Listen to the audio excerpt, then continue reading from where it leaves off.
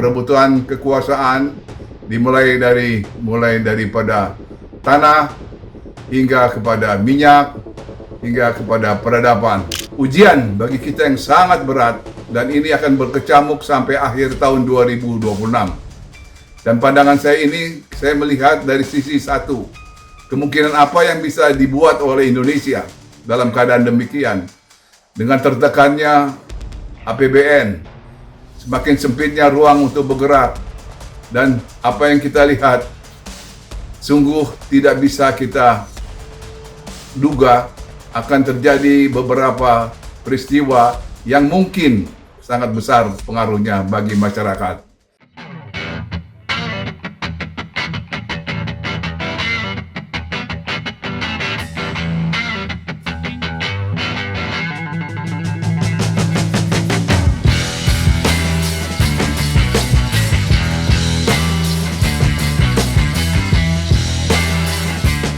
Hai Logikers, selamat bertemu kembali.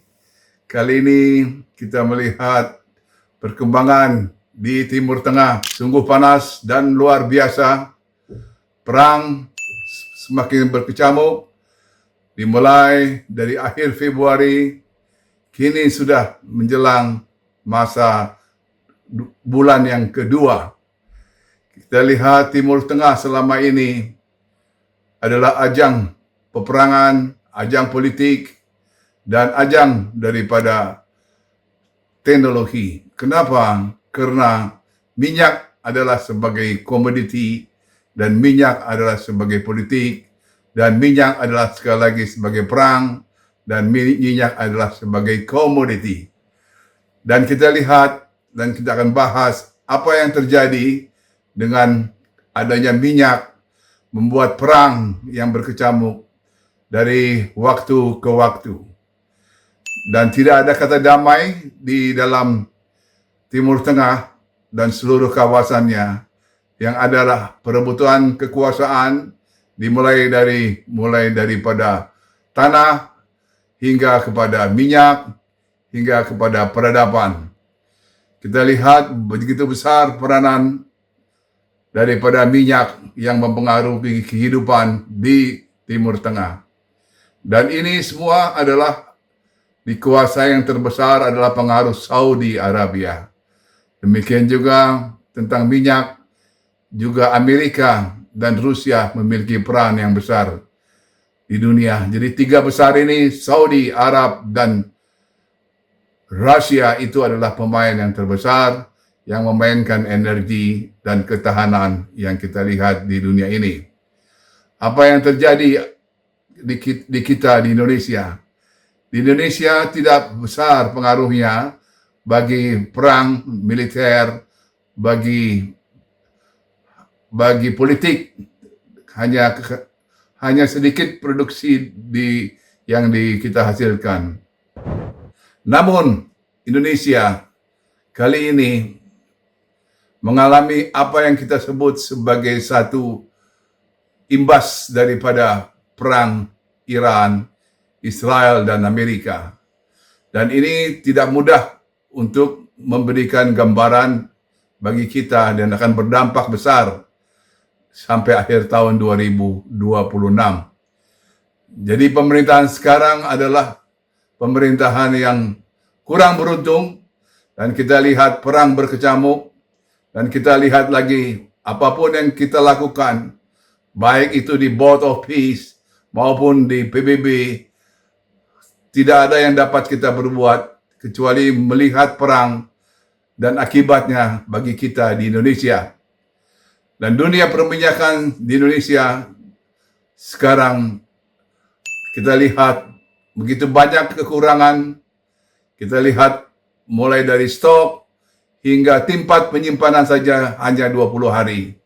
Jadi kita banyak pekerjaan rumah yang harus dilakukan oleh Indonesia, melihat kekurangan diri dan bercermin kepada kelemahan di dalam menangani ketahanan energi. Dan apa yang kita dapatkan tahun ini adalah sebuah krisis energi, dan itu akan kita dapatkan dan berpengaruh besar pada APBN kita, berpengaruh besar bagi ekonomi kita, berpengaruh besar bagi politik kita, di dalam kancah dunia internasional.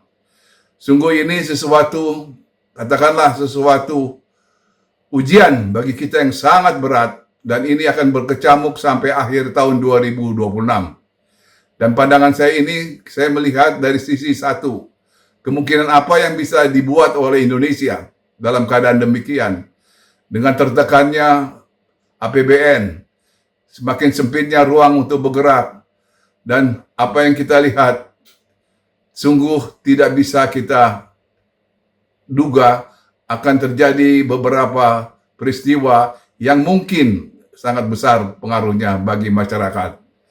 Dan ini bukan hal yang mudah untuk diselesaikan.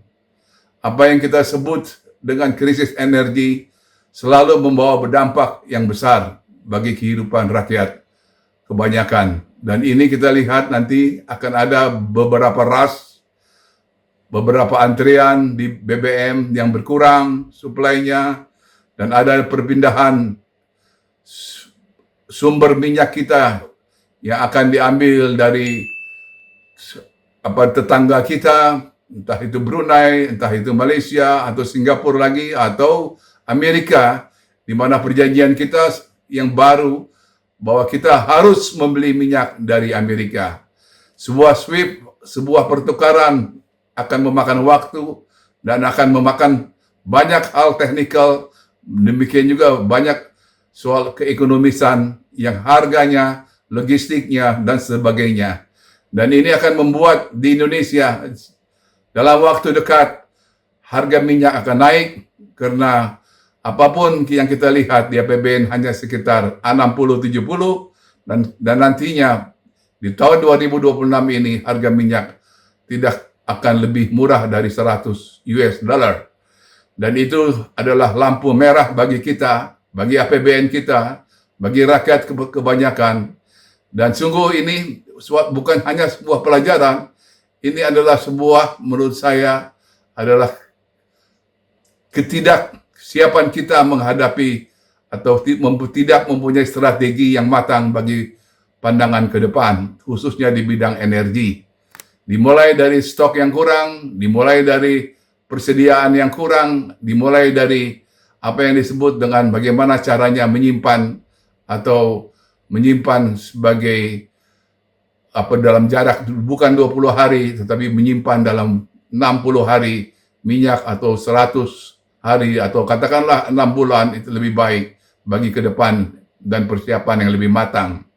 Karena perang Iran ini akan berdampak luas dan akan berkepanjangan. Tidak mudah untuk membuat prediksi. Namun berita terakhir mengatakan bahwa akan ada dalam waktu dekat perdamaian di Iran, di Timur Tengah.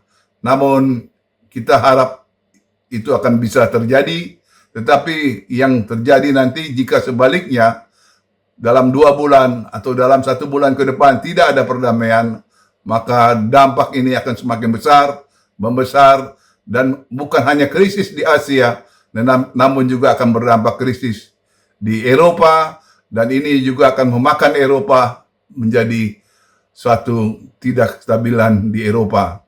Dan ketidakstabilan ini luar biasa, tidak hanya di Asia dan di Eropa, dan ini juga akan berdampak kepada Amerika pada akhirnya.